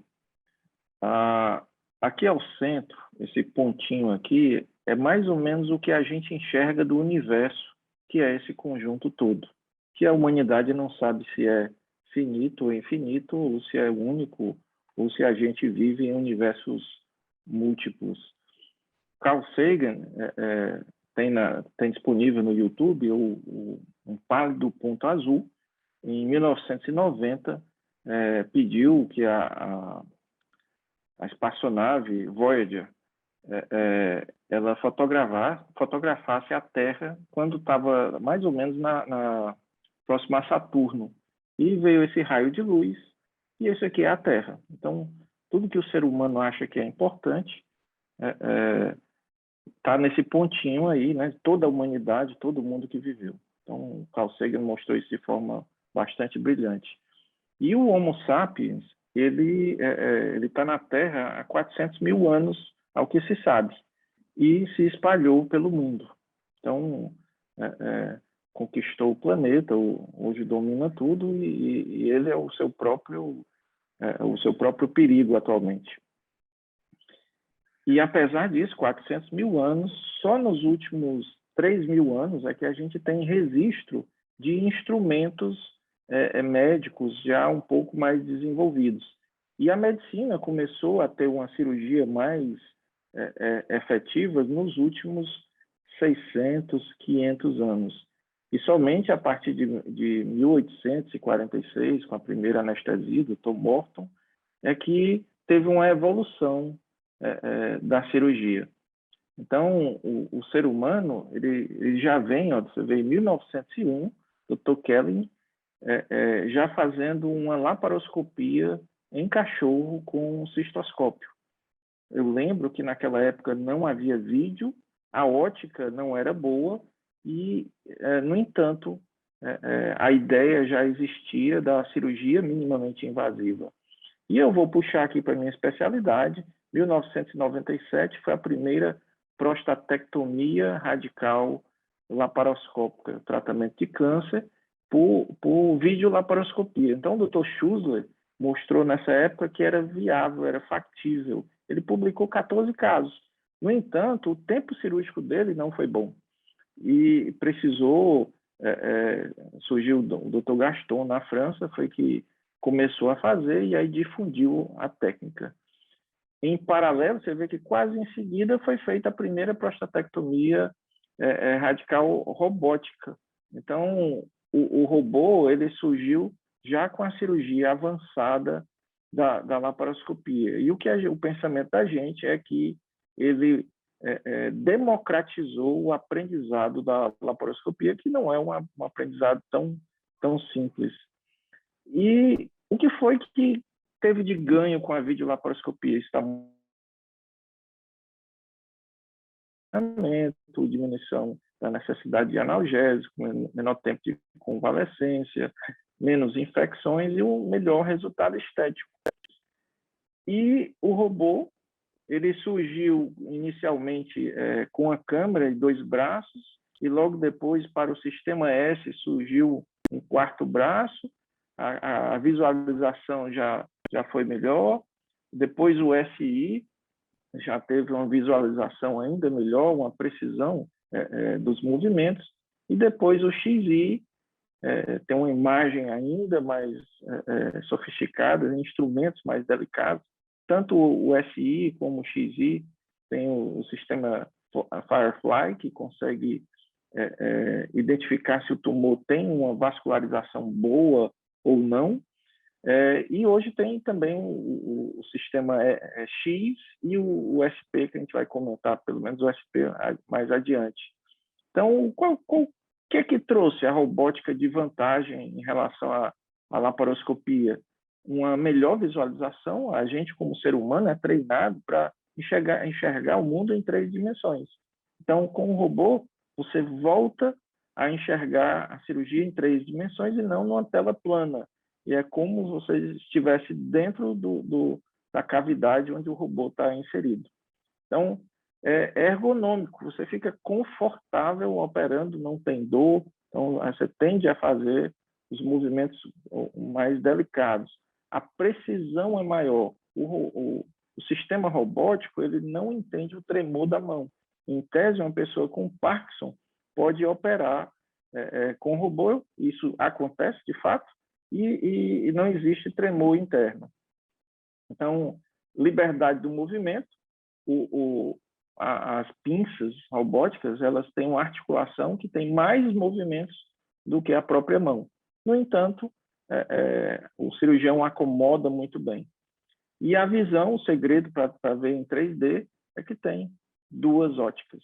Então, isso aqui faz uma grande diferença na identificação dos tecidos. O Dr. Luiz Moura, professor Luiz Moura, mostrou como se coloca os trocáteres no paciente. Isso aqui é como a gente usa, foi o sistema que o Dr. Patel introduziu aqui em Fortaleza. Com o robô SI, que é o que nós temos em Fortaleza, o robô fica entre as pernas do paciente, ele é docado nessa posição, mas com o XI já é mais fácil fazer a docagem ao lado do paciente, dá menos trabalho. O paciente fica em Trendelenburgo, no caso da cirurgia da próstata, porque o intestino que estaria em cima da próstata, ele escorrega em direção ao tórax, ficando essa área livre para a cirurgia. E esse é uma foto de um SI docado no paciente para uma cirurgia robótica. Então, numa anastomose, e aqui eu trago para frisar, a precisão dos movimentos, diferente da laparoscopia, que você trabalha com aquelas pinças longas, a gente tem aqui o movimento exatamente das mãos, como se fosse em miniatura. Então, aqui a gente vê a uretra, que está no esquema, anastomosando a bexiga na uretra ao final de uma prostatectomia radical. Esse é o movimento, é o ponto mais delicado, vamos dizer assim, da cirurgia, contando com a preservação nervosa, porque aqui poderia ter extravasamento de urina, poderiam ter complicações sépticas, poderiam ter coleções, e também fazer esclerose de colo vesical. E o que a gente percebe na prática é que, a partir do momento que a gente tem uma anastomose tão segura como essas complicações elas desapareceram, a ponto de a gente tirar muito precocemente o dreno ou, às vezes, ficar tentado a de nem utilizar dreno. Sim, eu ainda utilizo, mas muitos cirurgiões já não colocam dreno algum. Eu não vejo nenhum problema deixar por algum período, por 24 horas, um dreno que traga uma segurança, seria um alerta, pode ocorrer um sangramento no pós-operatório, você teria ali um alerta para visualizar. Então, só concluindo, fazendo aí uma suspensão, de forma com que a anastomose ela fique numa posição muito semelhante à inicial, antes de ser retirada da próstata. Então, as pessoas podem achar que a cirurgia robótica ela só faz sentido para preservação nervosa ou para o cirurgião sair bem na foto, mas, no entanto, para fazer a linfadenectomia, você vê que a qualidade dos vasos totalmente livres, veia livre, a gente faz uma linfadenectomia bastante eficaz, rápida e assim, no entender de todos, com muito mais segurança do que fazendo até por via laparoscópica. Apesar de que a gente tem experiência, faz também, mas se tiver disponível o robô, a gente, lógico que prefere. No Brasil, já são mais de 55 robôs XI. Então, que é o mais recente, já se difundiu bastante. O que atrapalhou aí foi a pandemia, os insumos subiram, o robô ficou mais caro, acho que eu já visualizei isso, a venda de robô no Brasil caiu um pouco, mas eu acho que com o tempo isso chega a normalizar. E o robô ESP, que é o do single port, ele já existe nos Estados Unidos, o FDA já liberou ele para uso em urologia. Ele vai ter uma vantagem de ser uma incisão só, então com uma incisão vai entrar a câmera com as duas óticas e os 3 braços, só que aqui existe toda uma readaptação de como você vai fazer essa cirurgia e trabalhar em campos ainda menores. Então, os cirurgiões experientes estão interessados, estão fazendo trabalhos. Em alguns anos, a gente vai saber a real vantagem desse procedimento. Nesse videozinho aqui, está mostrando uma cirurgia que pode ser feita dentro de tubo. Então, você tirar um pólipo dentro do cólon, ou dentro de uma estrutura muito estreita, a gente vê que é totalmente possível, pode virar a câmera e fazer o que de outra forma não seria possível. Novos plataformas já estão disponíveis, né? O Versius, e aqui tem o Hugo da Meditronic, já está sendo demonstrado aí o Versius no Brasil, para os cirurgiões que querem se inscrever, querem conhecer. A gente ainda não tem um comentário oficial, assim, mas a impressão dos cirurgiões que já tiveram aqui, essa manopla aqui, ela não tem a mesma facilidade do que o da Intuitive, né? Pelo menos aqui do Versius. E isso pode trazer, vamos dizer assim, uma preferência, né, pelo que já está estabelecido. Já tem mais de 20 anos no mundo de Da Vinci. E a gente está falando aqui da tecnologia, do sistema robótico, mas como é que fica o ser humano, né? Quem comanda o robô é o ser humano. Como é que está o aprendizado? Então, eu tive a oportunidade aqui de ter uma co-orientação, fazer uma co-orientação informal, nesse mestrado do Dr. Eudes, e ele fez um simulador para anastomose vésico-ureteral, e quando a gente percebe aqui o tempo cirúrgico do R1, que já é um cirurgião no primeiro ano de urologia, o tempo cirúrgico do R2, ele está no segundo ano, e o do terceiro ano, eles começam diferentes. O R2 é parecido com o R3, mas o R3 tem um menor tempo. Mas, ao final do treinamento, da simulação, eles quase que têm o mesmo resultado. Esse americano aqui, o Dr. Andrew Hung, ele é um jovem urologista. Ele está desenvolvendo, junto com engenheiros na Califórnia, esse DV-Logger para cirurgia robótica. Então, enquanto o cirurgião está operando, essa máquina está registrando os movimentos da câmera, da mão preferencial do cirurgião e da outra. Então, ele faz um exemplo aqui do expert, que os movimentos são minimizados. Esse traz um resultado melhor para a cirurgia. Você vê que a câmera quase não mexe, o braço dominante mexe isso aqui e o outro, esse é o movimento. Já uma pessoa que está iniciando faz muito movimento, então ele não sabe, vamos dizer assim, exatamente o que é que vai fazer durante a cirurgia e fica fazendo movimentos aleatórios que levam a perda de tempo. Então, esse dispositivo, ele continua com esse trabalho dele. Esse aqui foi em 2017, mas o trabalho continua. E a gente espera que no futuro o cirurgião tenha informações de como ele possa melhorar o desempenho. O Dr. Auros, aqui de Teresina, ele criou esse sistema aqui de reconstrução em 3D, é utilizado principalmente para rim. Então, ele tentou criar, você fazer o molde em 3D, mas no final, só essa oportunidade de você visualizar em 3D já facilita o cirurgião fazer a programação. Praticamente todo caso complexo, eu peço, ele faz essa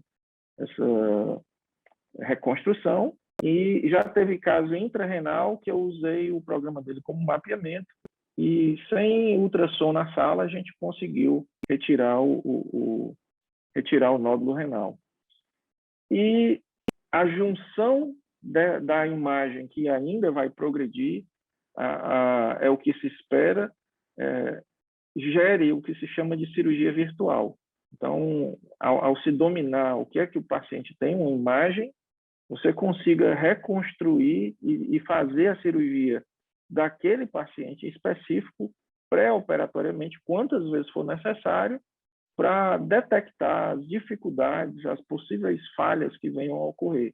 Então, isso daqui ainda está sendo estudo, também está sendo desenvolvido com engenheiros, mas quando o ser humano se propõe a melhorar, a gente percebe que essa realidade chega. Então, eu fico feliz, é um futuro promissor, né, que as pessoas vão ter mais segurança nas suas cirurgias. E, para concluir minha apresentação, eu faço aqui essa consideração, né? Quem vai controlar aqui o bisturi? Atualmente, o robô ele obedece ao cirurgião. Nos Estados Unidos usam uma expressão que chega a ser pejorativa, que é o slave robot. Só que já existe a tendência de você informar, você gravar as cirurgias e tentar com que a inteligência artificial entenda o que é que vai ser feito e, no futuro, a cirurgia seja totalmente automatizada. Então, a gente pode achar isso inseguro com a tecnologia que tem hoje, mas talvez as pessoas no futuro olhem para o nosso tempo de hoje e se questionem como é que o cirurgião tinha coragem de operar por si só, assim, sem uma informação a mais. Espero que tenha contribuído, professor Romeu. Muito obrigado. Meu contato aqui.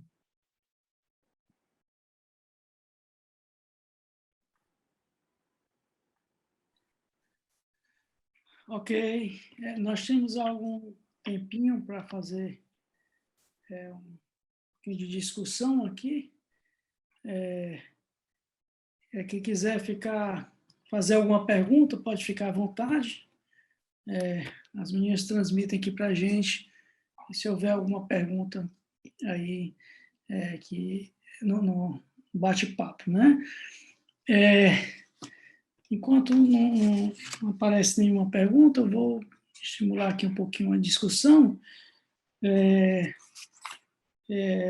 gente teve a primeira apresentação do Dr. Luiz Moura, que ele falou bastante da cirurgia pediátrica, da cirurgia para obesidade mórbida.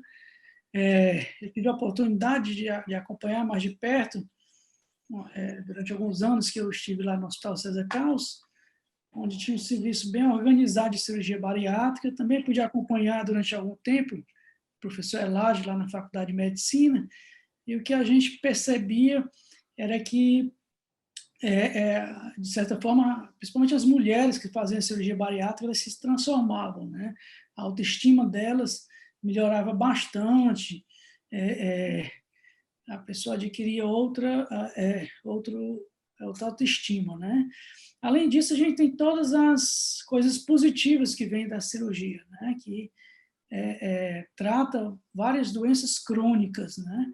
Então, assim, teoricamente, era para cada vez mais ser estimulado, principalmente no sistema de saúde pública, porque você vai evitar muitas doenças crônicas que mais à frente vão causar sobrecarga do sistema público, né? E o Dr. Luiz Moura foi um dos pioneiros dessa cirurgia, teve muito tempo lá no César Caos. Eu queria que o Dr. Luiz Moura falasse um pouquinho sobre o acesso da cirurgia. A gente sabe que no sistema privado ele se desenvolve com bastante tranquilidade, né? Eu acho que o estado Juazeiro do Norte faz a cirurgia, a gente tem colegas que saíram daqui, estão lá. E em relação ao sistema público de saúde, doutor Luiz Moura, como é que está? Estou complementando uma perguntinha, já pegando aí uma carona sua, Roma, se você me permitir. Sim. Eu queria perguntar se qual o tempo hoje de fila de um paciente obeso no sistema público e se existe alguma prioridade que não seja cronológica, como, por exemplo, paciente superobeso com mais comorbidades, se não já deveria ter algum sistema que priorizasse esses pacientes que precisariam da cirurgia mais rápida.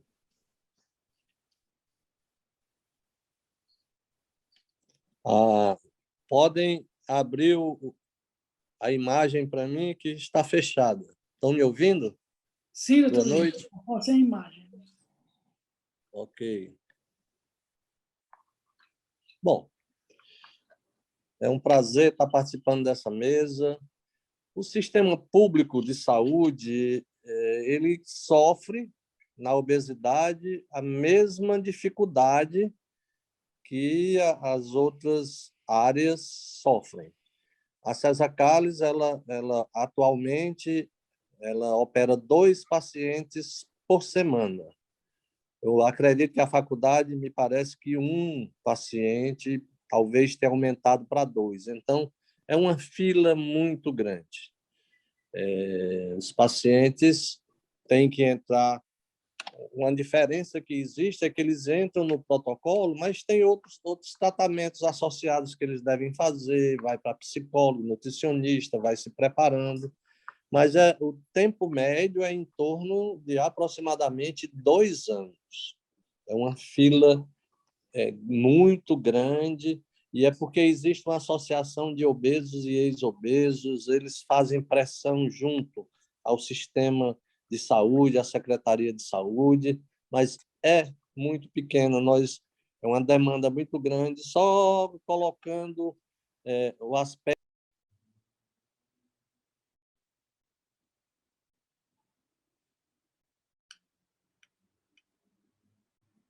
Então, Luiz Moura, seu áudio está fechado.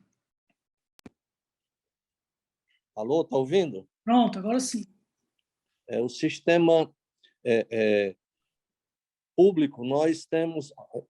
A César Carlos operou em torno de 1.000 cirurgias bariátricas, enquanto que o transplante, no mesmo período, já vai em torno de 2.000. Então, não é que sejam desestímulos, são resistências naturais. Existem outras filas normais, como a vesícula, como a hérnia, como a próstata, e preparo de equipes não é um problema de saúde pública. E em relação à pergunta que o Dr. Huygens falou, é interessante, mas não há esse tipo de critério de prioridade sobre determinados pacientes. Teve até uma vez que um disse: eu sou idoso, eu tenho prioridade pela idade para me operar. Aí o jovem disse: mas o senhor conseguiu viver até agora e eu preciso viver o tempo que o senhor já viveu e eu preciso me operar antes. Então, é muito relativo isso. Todos têm a sua prioridade. Teoricamente, nós deveríamos operar superobesos e pacientes com síndrome metabólica, mas não é dessa forma ainda.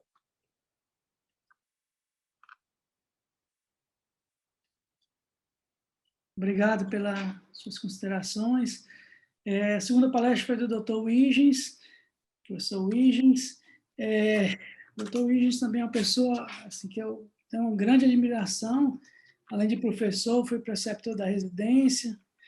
Eu tive a oportunidade de estar no serviço de cirurgia geral, quando o transplante começou, em 2002, eu era R1, participei dos primeiros procedimentos ali, no que cabia ao residente, e o que a gente percebeu é que foi uma coisa que começou bem do começo mesmo, né? E canto nenhum praticamente do Nordeste se fazia, e de repente se tornou um grande serviço, uma grande referência nacional.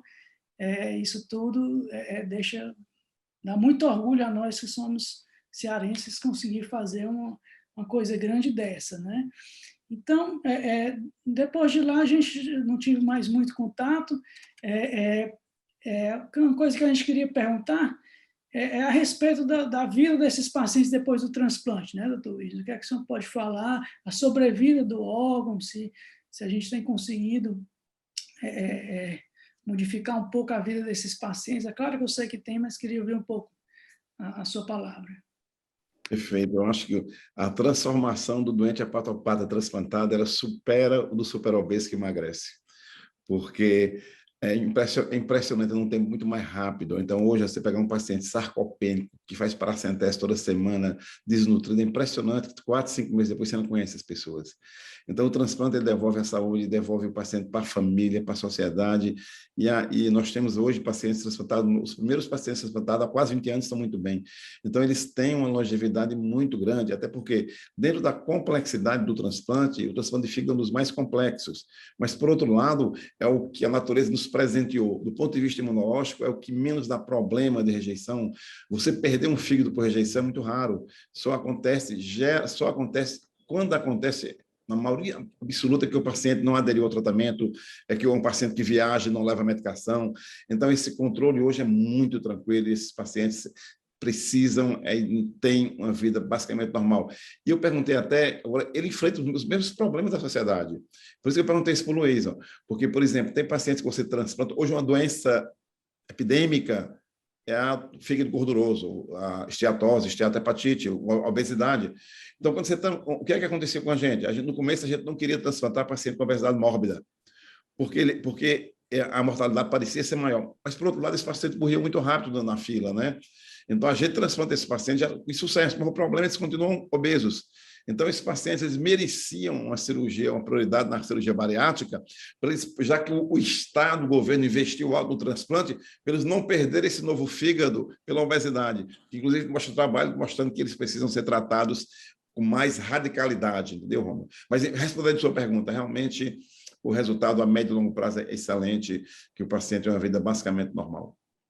Huygens, eu gostaria de fazer um complemento sobre os pacientes obesos com esteatose hepática. Hoje, nos Estados Unidos, uma das principais causas de transplante é exatamente os pacientes obesos.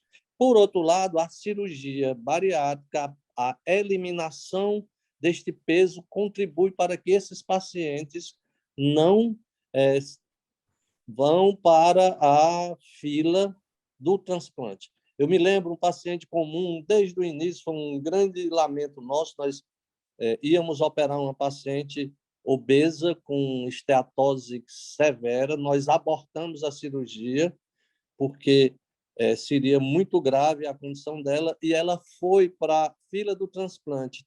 Faltava 4 pacientes para ser a vez dela de ser transplantada, ela foi a óbito. Eu acho que você se lembra disso. Isso foi no início da nossa cirurgia bariátrica e no início do seu transplante.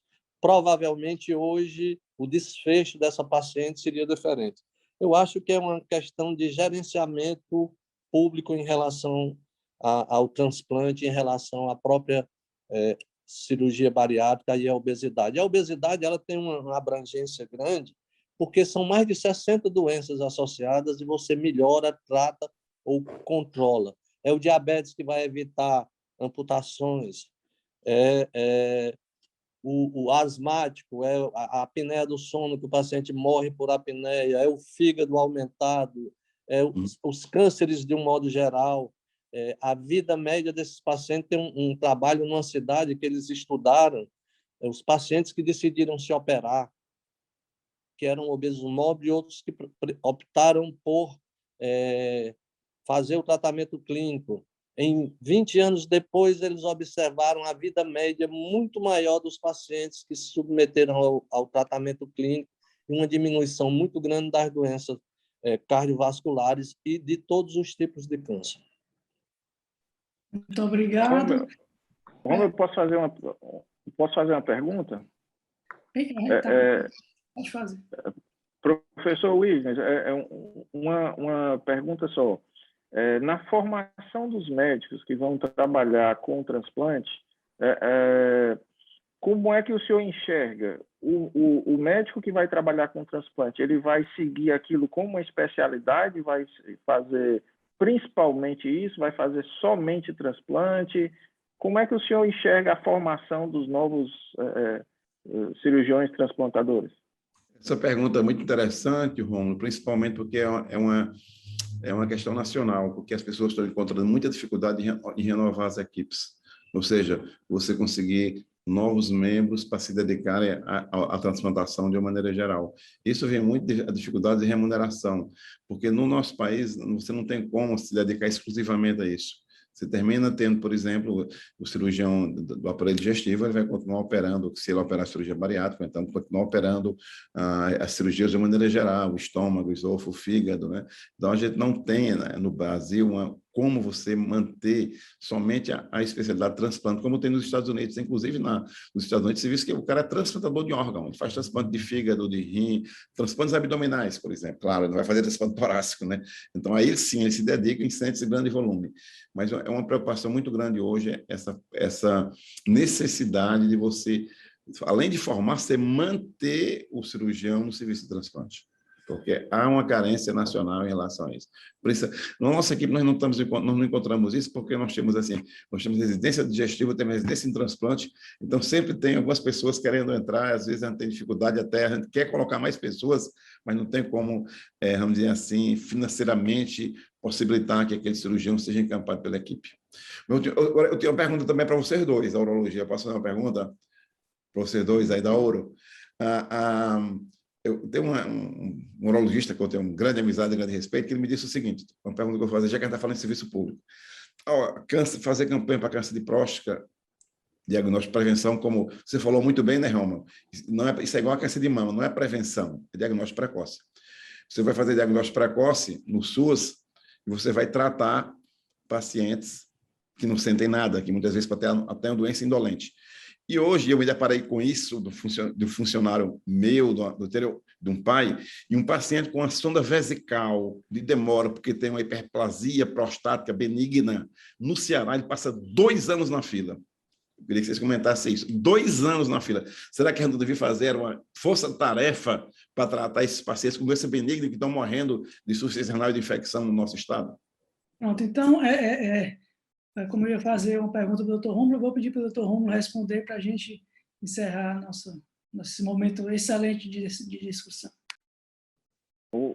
A gente vê com bastante preocupação os pacientes do SUS, né? Eu sou testemunha disso, esses 2 anos de fila, e se juntou agora com a sensação de impotência do médico com a fila única. Até um passado recente, eu como médico de um serviço, eu tinha o poder de indicar, pelo caráter de urgência, uma internação para um paciente que a gente julgasse que estava com risco de morte por algum motivo. Hoje, nem com risco de morte eminente, às vezes a creatinina está aí estourada por um cálculo de creatina de 5, ou esses daí de 2 anos de sonda, tendo infecções múltiplas, a gente não tem o poder. Então, vá para um serviço de emergência para tentar a drenagem para o serviço, mas a maioria das vezes não dá certo. Quem tem, vai para uma cirurgia privada, que eu acho um absurdo, né? Um paciente que está claro que ele tem a indicação.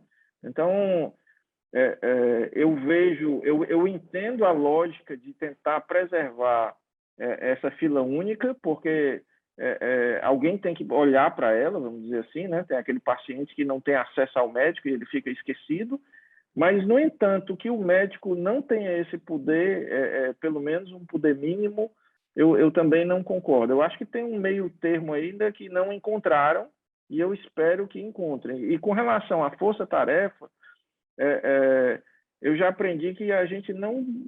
assim, eu não sou muito entusiasta daquela coisa do mutirão. Então, vou fazer o mutirão esse sábado, no outro sábado.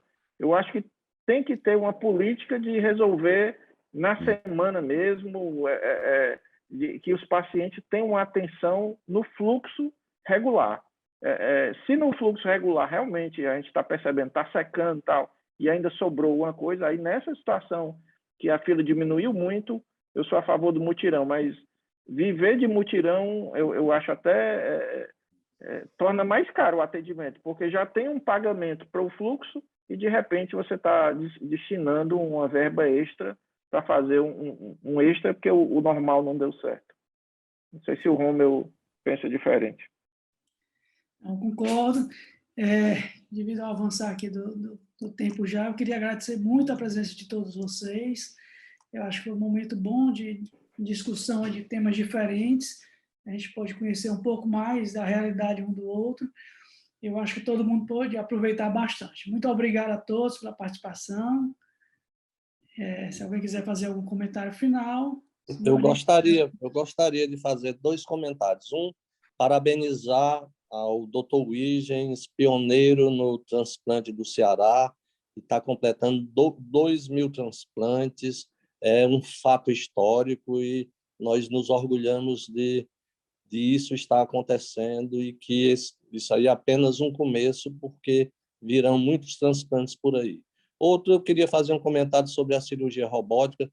Eu chamo de inovação disruptiva.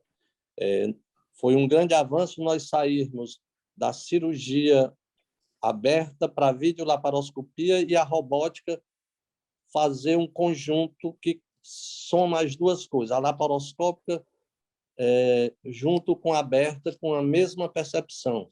Então, ela trouxe a quebra do grande paradigma de antes, que os grandes cirurgiões, grandes incisões. Hoje, ela traz um novo conceito, os grandes cirurgiões, pequenas incisões.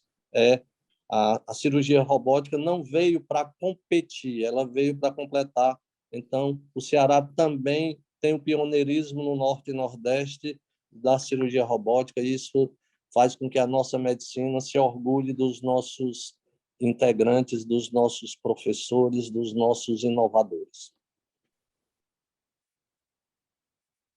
Muito obrigado a todos. Boa noite. Bom, eu vou a palavra para você, Norma. Pode ficar à vontade, viu?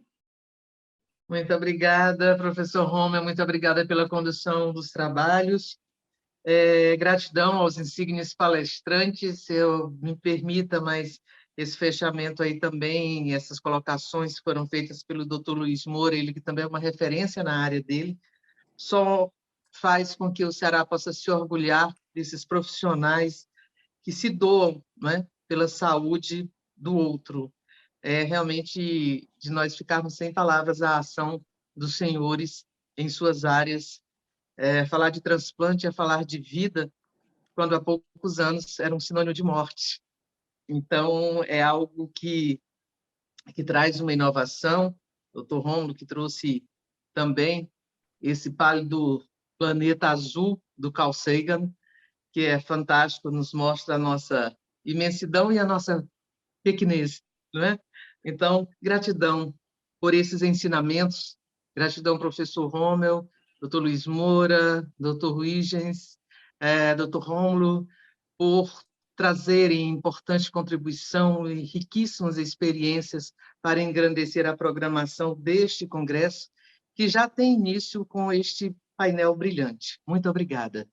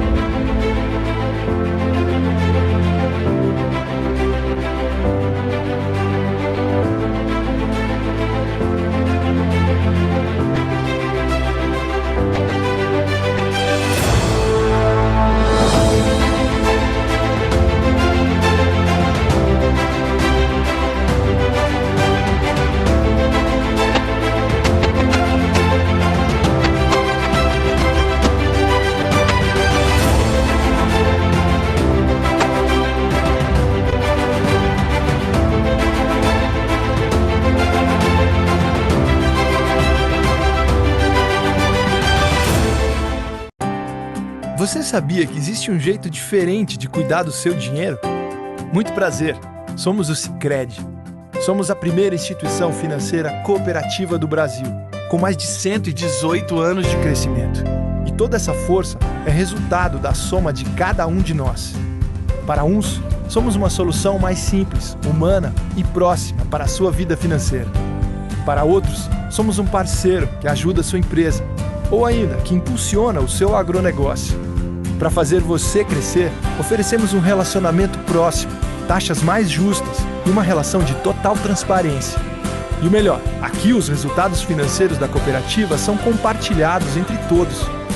Os valores investidos ficam na região, desenvolvendo a economia local. Estamos aqui para fazer a diferença, na sua vida, na sua empresa, no agronegócio, na comunidade. E então, vamos fazer juntos. O meu Ceará tem a luz, tem a força e energia, tem a garra, criatividade e suor do trabalho noite e dia. É assim meu Ceará, que até dá orgulho de falar. Avançando juntos, o estado só cresce, o trabalho não pode parar. Avança, Ceará! A gente tá junto, movendo a economia pra frente. A gente tá junto, inovando pra ser diferente. A gente tá junto, mais veloz e mais experiente, porque o teu Ceará avança com a gente. A gente tá junto, fazendo um futuro presente. A gente tá junto.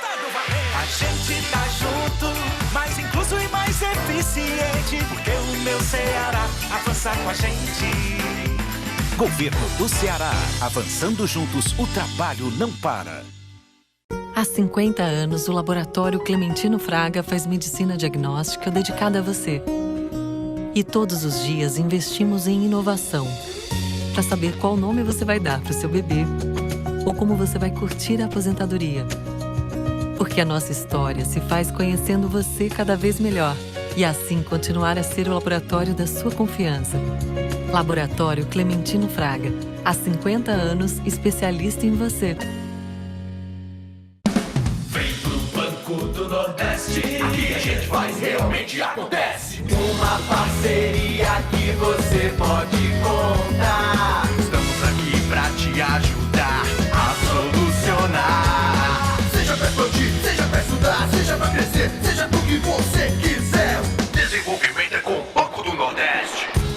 Acelerar para desenvolver. Banco do Nordeste.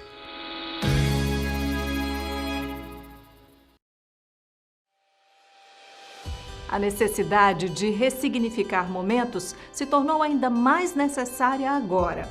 Dar novo significado à vida é fazer boas escolhas, principalmente com relação à sua saúde. Saiba mais sobre as vantagens do Plano Equilibre da Unimed Ceará no nosso site unimedceara.com.br ou através do 0800 275 7777.